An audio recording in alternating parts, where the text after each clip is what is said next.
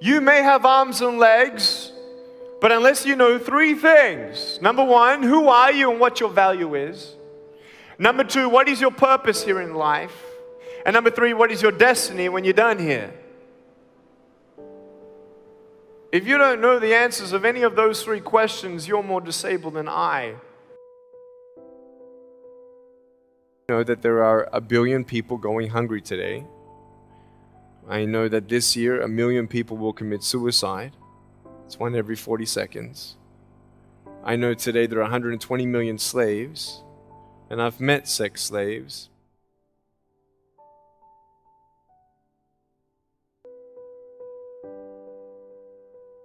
So many people tease each other. Oh, you're too short, you're too tall, you look whatever. Different hair and all that. It doesn't matter. See, the thing is, when you're in school, when you're growing up in life, it actually sort of matters to people how you look. And then it matters to you because it matters to others. Why? Why does it matter how you look? Because if they don't like you, then who will? If they don't accept you, then who will? I know so many teenagers who look themselves in the mirror and wish that they had a different body. I want to ask you, what are you going to believe? Are you going to believe in yourself? Are you going to believe everybody else's judgment on you? Are you going to believe people when they say that you're a failure? No one really likes you. No one really cares about you. That's what this world is. I want to look like her. If I was taller, shorter, smarter, more popular, whatever you want. It's not enough. And the fear that we have is that we're going to be alone. That we're not good enough. And we have to change ourselves. And so many people put me down and say, Nick, you look too weird and no one's really your friend and you can't do this and you can't do that. And I couldn't change anything. It's not like just fixing my hair one day and everything's fine. It's not like, just whatever. I couldn't change my circumstance. I couldn't just one day wake up and say, hey, give me arms and legs. I need arms and legs. But it was so hard because people put me down. And I started believing that I was not good enough. I started believing that I was a failure. That I'd never ever be somebody who people would like or people would accept. And it was so hard, man. I thought to myself, I can't go on the soccer field like everybody else, and I can't ride my bike, and I can't skateboard, and all these sort of things. And I started getting depressed. I thought, what kind of purpose do I have to live? I mean, are you just here to live to die? I mean, is there not a purpose for me? Is there not a purpose in life? And I had questions and no answers. And I asked my mom and dad, why did this happen? I asked doctors, why did this happen? And they don't know.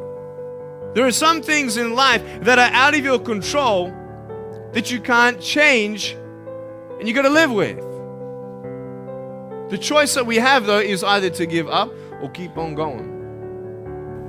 Every single human being has value, and my value is not determined on how I look or what job I have or where I'm from, where I was born, how much money, all that stuff is nothing. And it's funny how the friends around you sort of determine who you are. You change yourself. You come to school.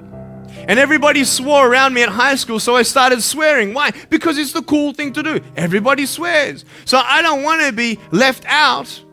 And I want to be accepted, so I started swearing. You go to a party, everybody's drinking, so you drink. Why? Well, everybody else around me is doing a big deal.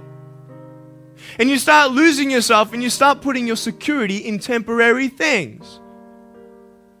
You start putting your happiness in things that won't last. You can get drunk all you like, but in the morning, you're going to be sober with a headache with the same problems. Nick, you're not good enough. Nick, just give up. Nick, you're never going to get a job. You won't get married. You can't even hold your wife's hand.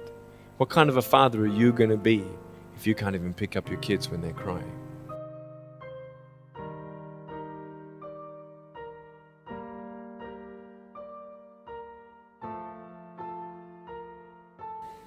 But I tell you, there are some times in life where you fall down and you feel like you don't have the strength to get back up. Because I tell you, I'm down here, face down, and I have no arms, no legs. It should be impossible for me to get back up, but it's not. You see, I will try 100 times to get up, and if I fail 100 times, If I fail and I give up, do you think that I'm ever going to get up? No. But if I fail, I try again and again and again.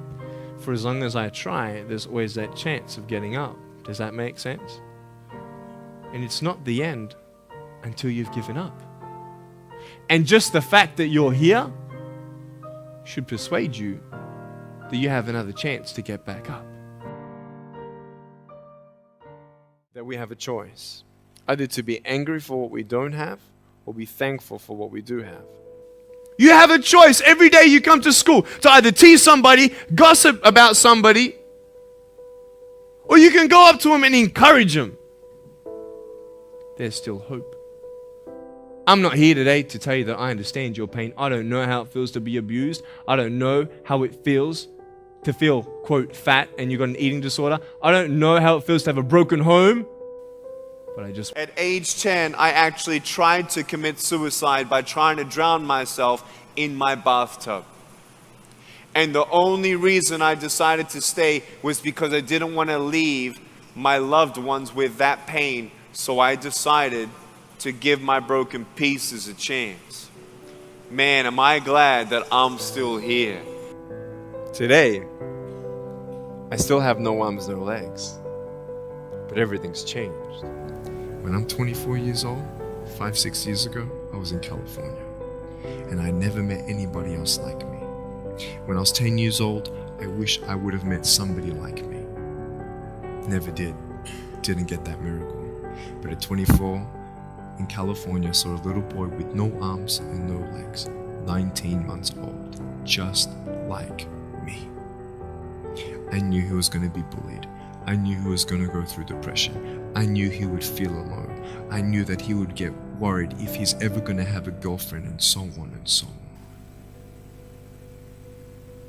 I got the father to bring him up on stage in front of 2,000 people.